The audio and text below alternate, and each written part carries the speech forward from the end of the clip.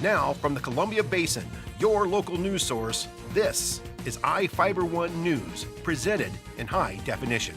The #1 source for real-time local news, local sports headlines, and our very own Weather Center forecast covering the entire Columbia Basin. With your iFIBER 1 News team, reporting news in real time as it's happening. From the iFIBER Communications HD broadcast studio in Ephrata, Washington, this is iFIBER 1 News, and it starts now.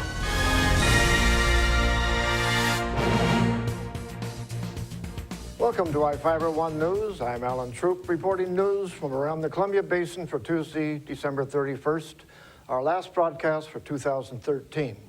Tonight we report on the top stories of 2013 and the national events that shaped our year.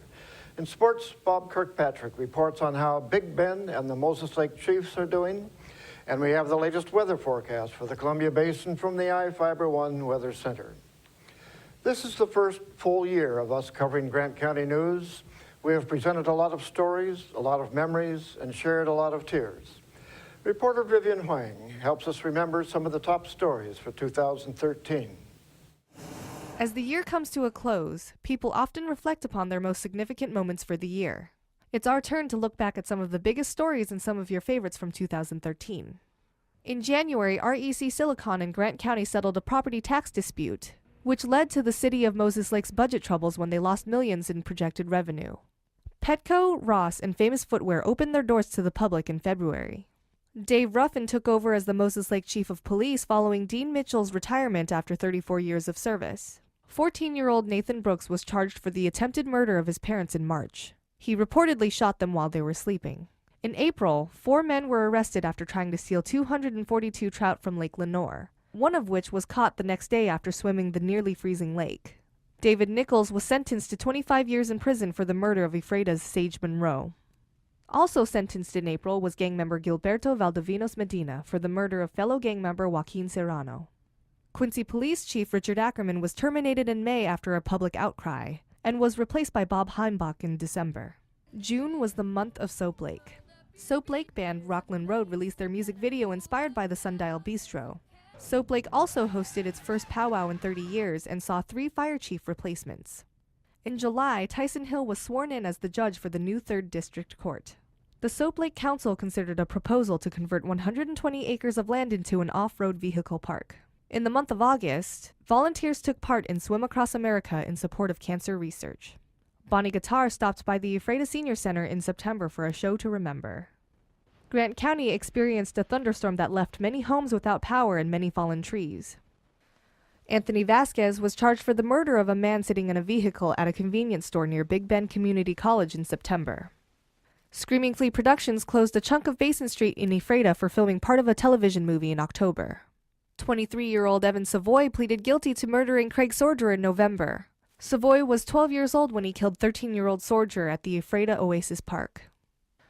Army Rangers conducted a military training exercise at Grant County International Airport, using simulated munitions and small pyrotechnics.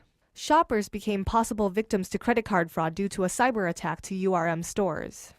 They provided services to grocery stores in Quincy, Moses Lake, Othello, and Royal City. In early December, a man was accused of placing anti-Mormon signs in his lawn and was told by an officer to remove them despite the First Amendment of the Constitution protecting his right to express his opinion. Ephrata moved forward on a tax plan that allowed voters to choose whether or not to approve a 0.1% sales tax increase. Prosecutors finally made a decision to charge Nathan Brooks as an adult and are working to file the charges as of December 30th. A Moses Lake police officer reportedly shot a suspect in a home. The suspect died at Samaritan Hospital. For iFIBER 1 News, this is Vivian Huang. We will be back after these messages with the latest from our iFIBER 1 Weather Center. At Moses Lake Community Health Center, we have had the privilege to serve the local community since 1978. What I like about working at this clinic more than any other clinic that I've worked at is the patient care. With the patient care team that we've assembled, it allows us to take care of as many facets of the patient and their family's needs. Please take the opportunity to experience the high-quality care provided at our clinics. There's something new and exciting happening right now at your nearest Toyota dealer. It's the arrival of the all-new 2014 Corolla, now featuring a new stylish exterior, plus a premium interior loaded with technology, including Toyota's N-Tune multimedia system with navigation. Corolla has definitely evolved. The best part is, right now you could take advantage of special introductory savings. The new 2014 Corolla, available at any of your Inland Empire Toyota dealers today. Toyota, let's go places.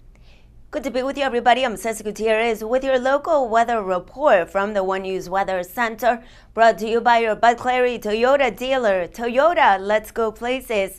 We begin with a quick look at your headlines. Unfortunately, for those of you who do suffer from respiratory illnesses, air stagnation advisory does continue through this Friday.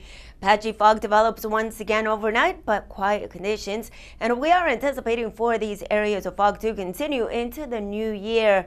Seasonable start to the 2014, and this Thursday is when that new storm system promises to impact the area. Mostly some freezing drizzle across our immediate region. Temperatures maxed out across the Freighter around 40, the minimum in the upper 20s, and a slight trace of precipitation was registered.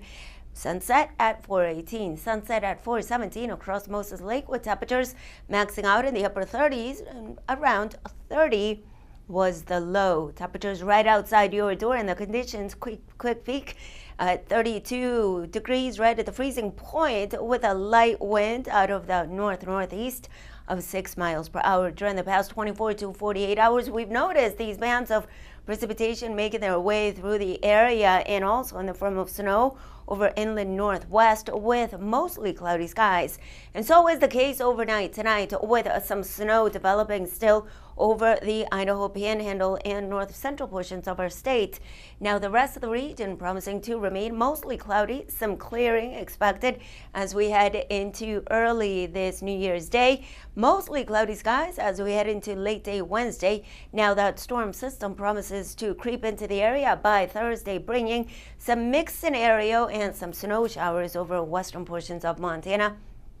Inland northwest will be seeing a heavy band of that precipitation, as well as along northern portions of the Cascades. Quick look at what we can expect for this Wednesday afternoon across the area. Gray skies to the northwest and along Pointe into the Tri-Cities area, with mostly cloudy skies to partial sunshine. And as we zoom in into our immediate area across the basin, we're expecting these temperatures to be a few degrees above where they should be for this time of the year. Quiet start to the new year, and this is good news. The temperatures remain in the mid to upper 30s. That storm system promising to bring some freezing drizzle to our immediate area. Temperatures, a little bit of a variable scenario, and we could be seeing a very cold air mass creep into the area by Sunday. Segment brought to you by your Bud Clary Toyota dealer. Toyota, let's go places. We'll be right back with sports. Are you worried that your home might not meet today's safety standards? Eastern Washington Home Inspection standards for home safety are among the highest in the industry. We provide the highest level of inspection service and provide a detailed report with digital photos of any structural damage or other problems that might make your home unsafe. Our head inspector, Dennis Chamberlain, along with his son Cody, are fully qualified inspectors who make your safety their priority. We inspect for your peace of mind. Call us at 509-347-6425.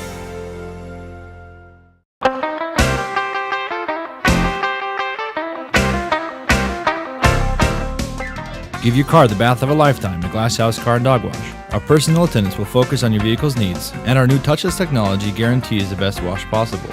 And as always, our tire scrubbers and rim spray will increase the life of your tires and leave them gleaming.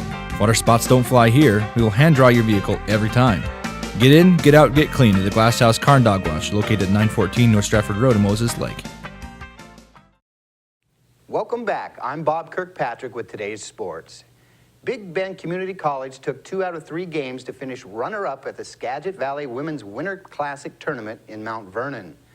The Lady Vikings blew past Grays Harbor 78-53 in Game 1, dominated host Skagit Valley 96-59 in Game 2, and then lost a nail-biter to Bellevue 74-73 in the championship game last night.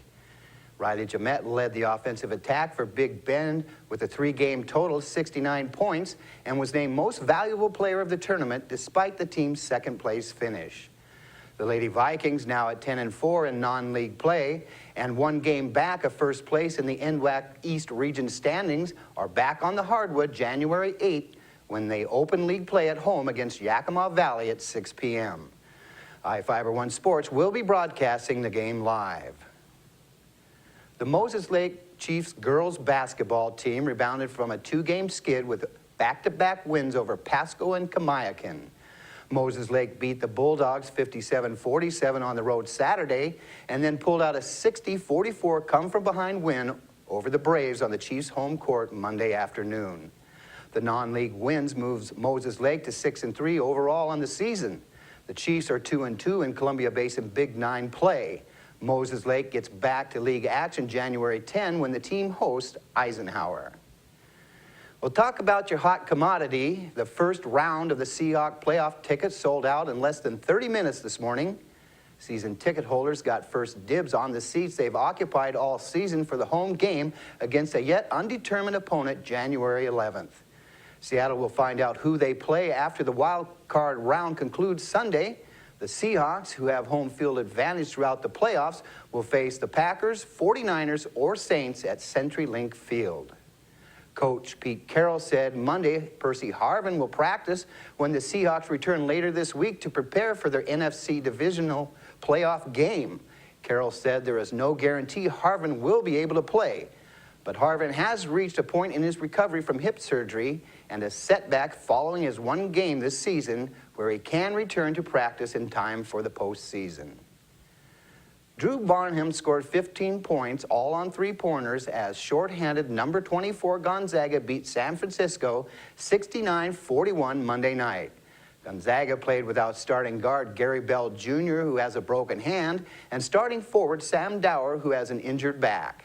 The team announced Monday that Bell, the Bulldogs' 3rd leading scorer at 12 points per game, will miss the next 4 to 6 weeks because of the injury that occurred in Saturday's win over Santa Clara. Well, that's it for sports. We'll be right back after this. At High Mountain Hunting Supply, we have a saying that guides us. If we won't use it in the field, we won't sell it in the store.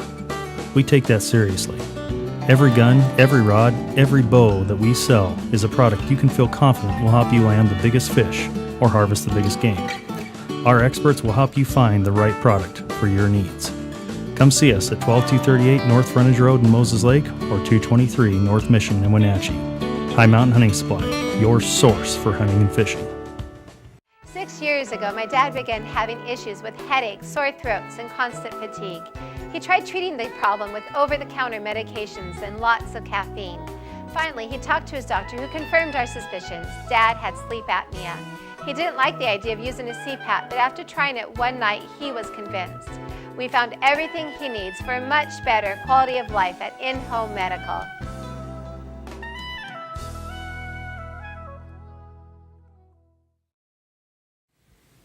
National events often have their impact on the Columbia Basin. Sometimes it is direct, sometimes it is a change in business, and sometimes it can be through relatives and friends living in different states. CNN reporter Corinne Kaifa has a review of events that left their mark on our nation in 2013. The story. Triumph to tragedy in Boston. On April 15th, 2 homemade bombs exploded at the finish line of the Boston Marathon. 3 people were killed, more than 260 injured. 26-year-old Tamerlan Tsarnaev and his 19-year-old brother Jahar Tsarnaev were named as suspects. And after a wild chase in the early hours of April 19th, the older Tsarnaev was killed by police.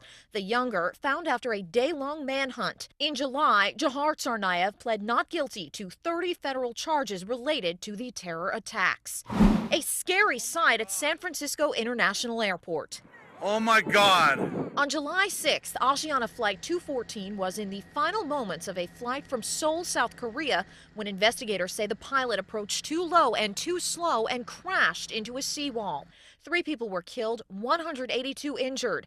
The Asiana pilot was in training to fly the Boeing 777. It was the first time he'd landed that kind of aircraft at the San Francisco airport. 1 week later, in a Florida courtroom. not guilty. On July 13th, former Neighborhood Watch Captain George Zimmerman was acquitted of murder charges in the February 2012 shooting of 17-year-old Trayvon Martin. Zimmerman's attorneys call the shooting self-defense. Martin's family called it racial profiling. The state of Florida called it murder. But after 16 hours of deliberation, the all-female jury would not agree. A rampage at a U.S. Navy facility. On September 16th, military contractor Aaron Alexis entered Building 197 at Washington's Navy Yard as seen in this surveillance video. After ducking into a bathroom and emerging with a shotgun, Alexis shot for 30 minutes before police found and killed him. 12 others were killed in the attack. The investigation uncovered a number of red flags about Alexis. In the weeks prior to the attacks, he'd complained of hearing voices and of trouble sleeping. The FBI described his state at the time of the shooting as delusional. And on October 1st, the kickoff of enrollment in health insurance exchanges under the President's Affordable Care Act did not go as planned. The enrollment website plagued with problems, and the Obama administration under fire. I apologize. Republican lawmakers demanded answers about who knew what and when. The administration set a deadline of November 30th to resolve the website issues. In Washington, I'm Karen Kafa. We will be right back after this.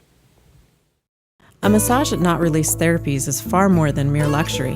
We strive to improve your health and well-being in the process.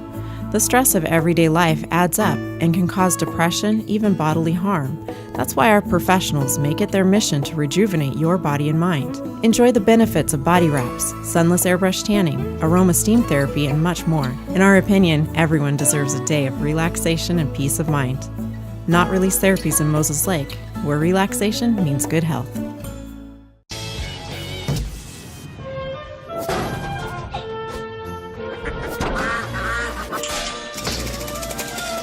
Last play of the game, folks. Manning throws. Touchdown.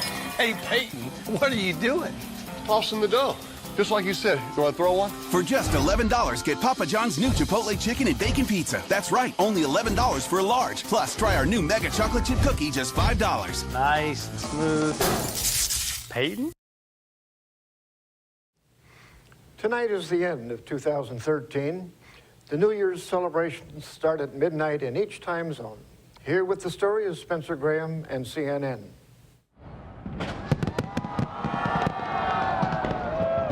The parties began in Sydney, Australia, where for the first time in years, fireworks were set off from the Sydney Opera House to entertain 1.6 million people.